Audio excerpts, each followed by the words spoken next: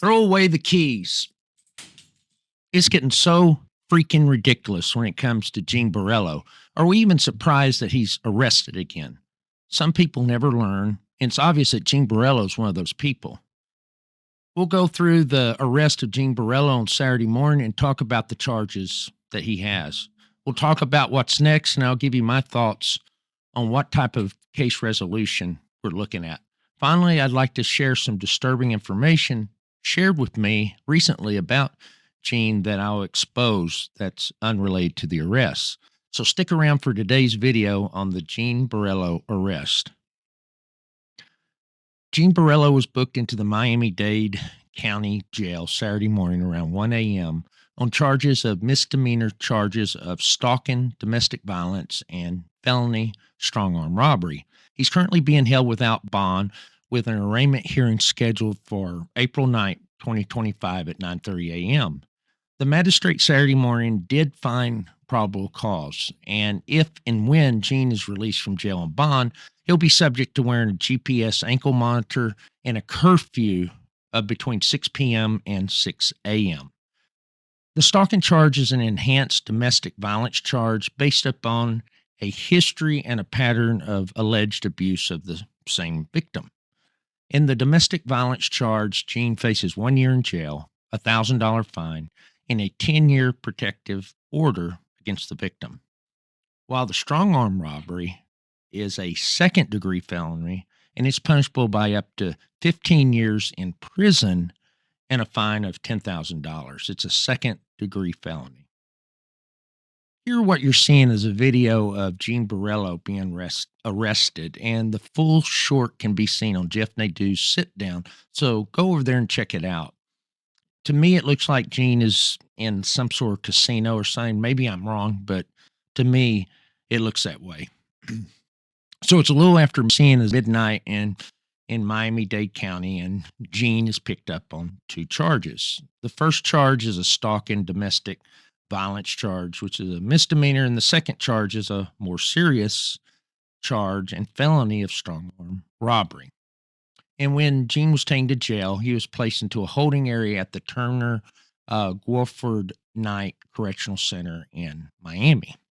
And once there, he gets booked and processed in, gets his mug shot. And the next step in this process is to go before a magistrate for bond.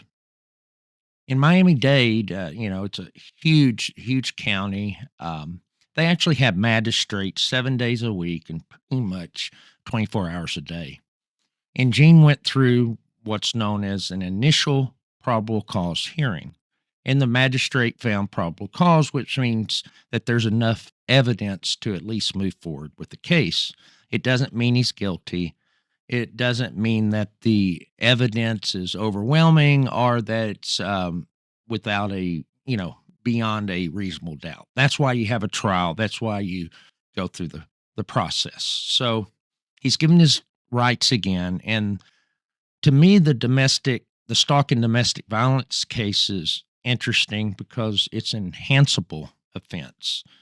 And typically it's domestic violence against a family member or whatever is the typical charge, but the stalking piece is an enhanceable part of domestic violence. And again, the reason for that is that Gene has a history of violence against this particular victim.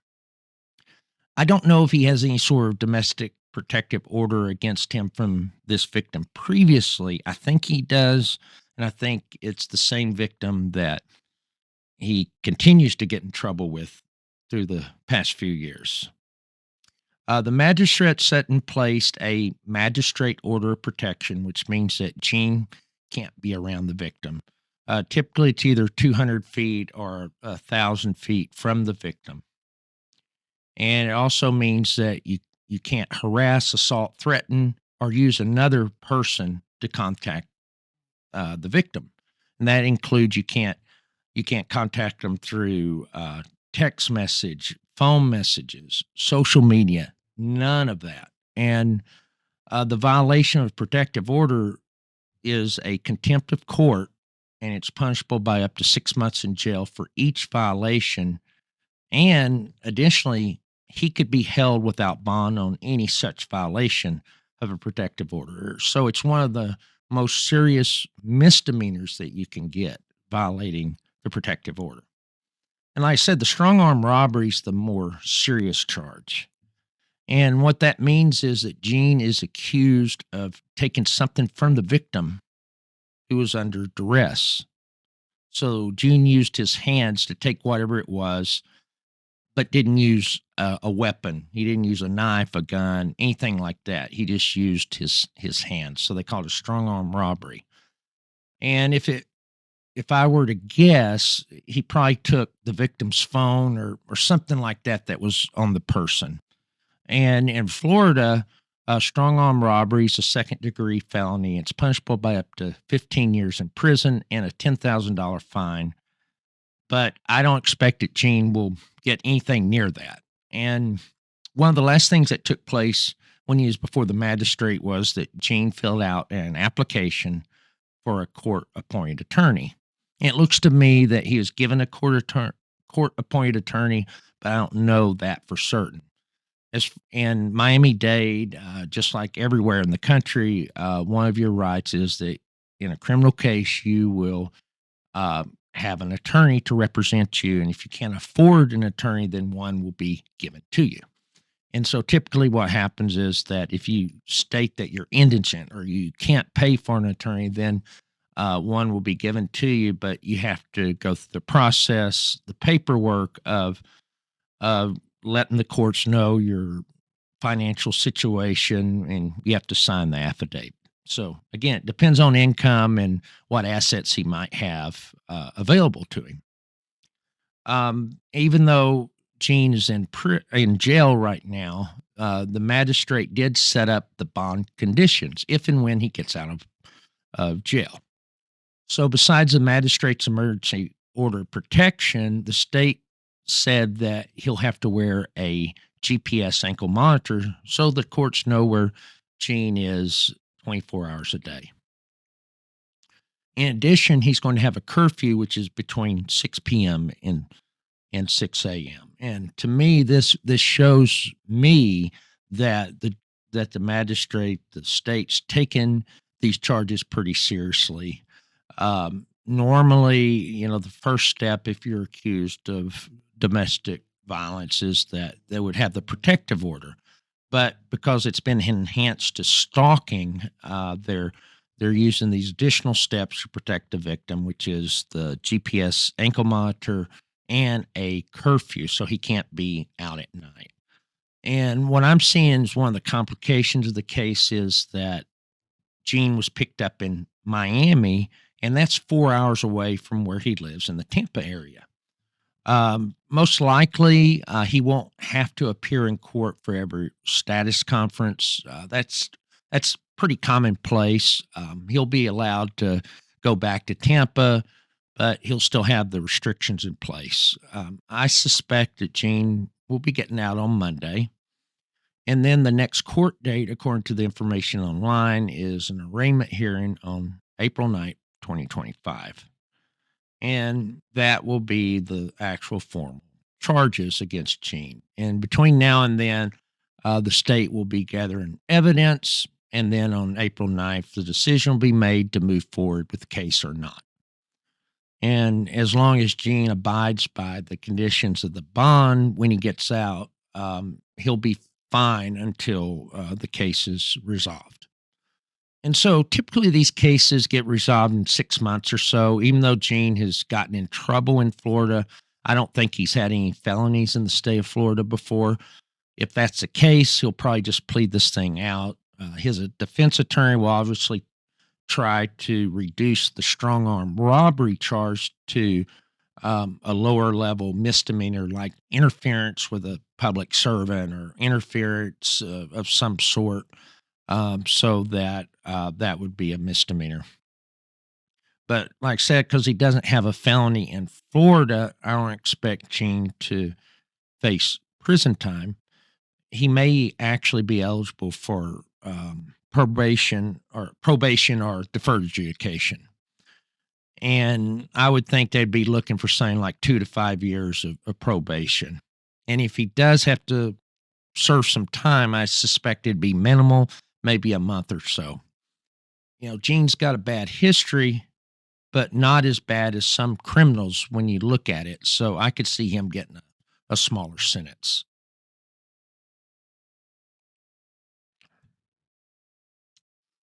And Gene just continues to get in trouble, even though he's been given chance after chance after chance. And I have a friend in the UK that was telling me about some personal dealings with Gene, and actually his daughter dealing with Gene.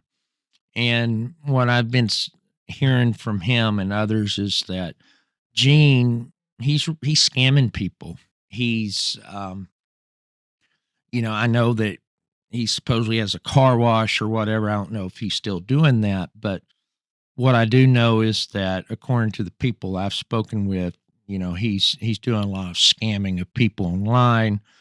One of the things that he's doing is he's hitting up women online, young girls online. Not saying they're under 18, nothing like that, but he'll be wanting to get nude photos, get videos, and that type of thing, and then he's sending photos of himself nude and you know masturbating, all that kind of stuff. And then while having is he'll have a falling out with the girl that he's interacting with, and then he'll threaten to go public with the nude photos that had been sent to him. And so he'll say, "Hey, you got to give me $500 or I'm going to do this." That's some of the things I've heard that he's been doing.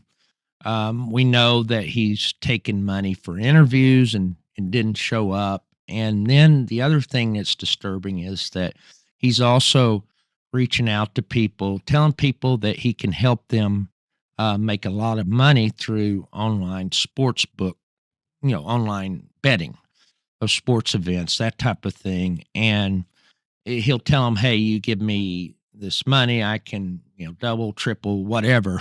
And, because I have connections to be able to, kind of have an inside path. And so, what's happening is that, he's not really helping them, win bets or anything like that. He's just taking their money. So, I just encourage people, don't even deal with the guy. Don't give him any money, because, the guy he's looking to take advantage of people. He's a predator, and he's never learned. He has a bad background. That when he was younger, he was doing home invasion robbery. He'd tie people up. I mean, he's always found ways to go the easy way, which is the criminal path, to try to support his lifestyle or whatever. But, Gene's a lost cause. I mean, I'm always for second chances. I'm always for people, trying to, giving a person a second chance, giving them help, trying to encourage them to, to do better. But at a certain point, it's a lost cause. I mean, Gene never learns. I mean, he's a good manipulator. He's a good, and that's something that's pretty common with con men. They tell you what you want to hear, but at the same time, they're looking at the scam, the long game. So he's been helped out by Anthony Ruggiano, I believe that's his cousin. He's been helped by John A. Light, Dominic Shikali, even Michael Francis, but he never listens. He has no self control. He wigs out, does whatever he wants, and then he doesn't think about the consequences.